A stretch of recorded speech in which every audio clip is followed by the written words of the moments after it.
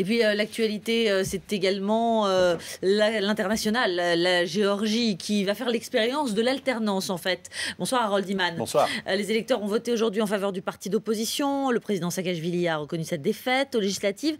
Avant de zoomer sur vos cartes, on se souvient de l'interventionnisme de Nicolas Sarkozy en 2008. Le président avait alors mis fin au conflit avec la Russie. C'était le premier conflit où la Russie envahissait un pays de l'ex-URSS. Et c'était vraiment spectaculaire.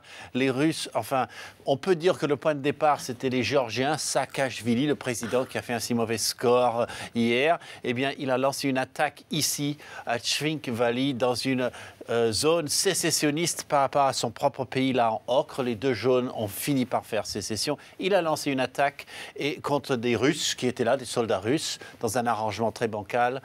Et là, les Russes ont fait une contre-attaque. Ils étaient à 3 heures de Tbilissi. En mer, ils ont totalement dominé la petite marine géorgienne. Et c'est là que Nicolas Sarkozy est venu arrêter tout ça, il faut le dire, parce que George Bush ne faisait pas grand-chose à l'époque. Il était sortant.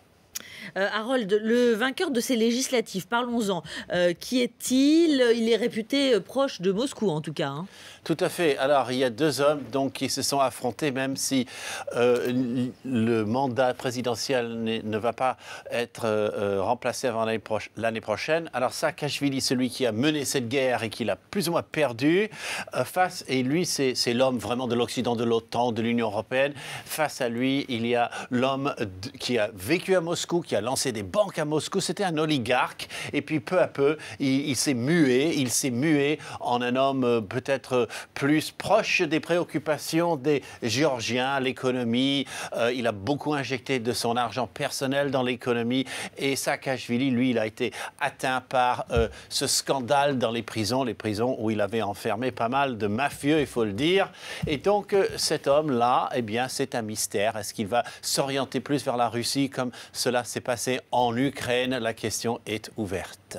Merci beaucoup Harold Iman pour cet éclairage sur ce pays. On vous retrouve chaque soir avec vos cartes, bien sûr.